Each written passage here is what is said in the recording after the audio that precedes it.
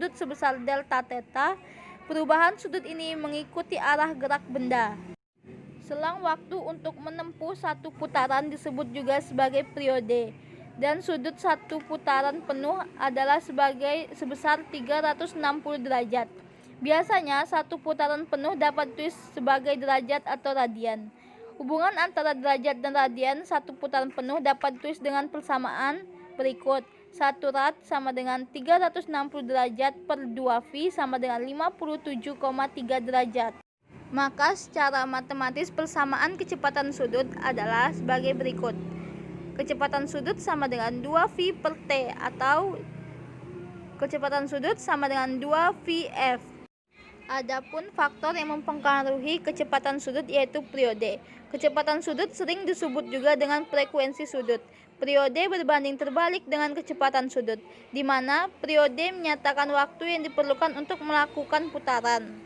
Pada praktikum yang kita lakukan, dapat mengetahui periode dan waktu yang diperlukan untuk mencari kecepatan sudut dan kecepatan linear pada benda yang masanya berbeda dengan lintasan pada laju yang konstan seperti terlihat pada tabel 5.1, 5.2, dan 5.3.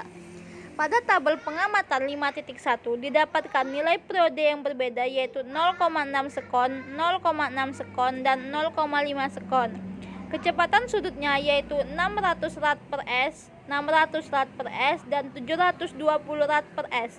Kecepatan linear yaitu 180 meter per s, 180 meter per s, dan 216 meter per s. Didapatkan hasil yang berbeda karena ketidaktelitian saat melihat dan memberhentikan stopwatch yang menyebabkan kita mendapatkan hasil yang berbeda. Pada tabel pengamatan 5.2 didapatkan nilai periode yang berbeda yaitu 0,6 sekon, 0,6 sekon, dan 0,7 sekon. Kecepatan sudutnya yaitu 600 rad per s, 600 rad per s, dan 514,286 rad per s. Kecepatan linear yaitu 180 meter per s, 180 meter per s, dan 154,286 meter per s. Pada tabel pengamatan 5.3 didapatkan nilai periode pada pengulangan 1, 2, 3 yaitu 0,5 sekon. Nilai kecepatan sudut pada pengulangan 1, 2, 3 yaitu 720 rad per s. Nilai kecepatan linear pada pengulangan 1, 2, 3 yaitu 108 meter per sekon. Didapatkan hasil yang sama dikarenakan dalam pengulangannya dilakukan dengan ketepatan saat memberhentikan stopwatch. Ini merupakan grafik hubungan periode dengan kecepatan sudut. Hubungan grafik dan pembahasan grafik hubungan periode dengan kecepatan sudut dapat dilihat pada grafik. Semakin kecil periode, maka kecepatan sudutnya akan semakin besar. Begitu pula sebaliknya, semakin besar periodenya, maka kecepatan sudut akan semakin kecil. Maka dapat dikatakan bahwa hubungan periode dan kecepatan sudut adalah berbanding terbalik.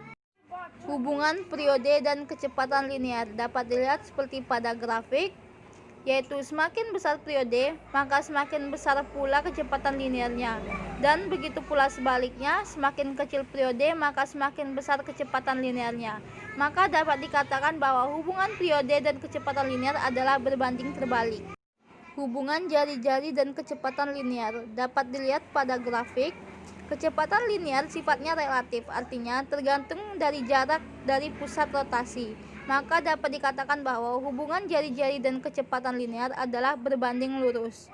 Kesimpulan yang didapatkan pada praktikum ini yaitu, pada praktikum ini yang kita lakukan dapat mengetahui periode dan waktu yang diperlukan untuk mencari kecepatan sudut dan kecepatan linear pada benda yang masanya berbeda dengan lintasan pada laju yang konstan.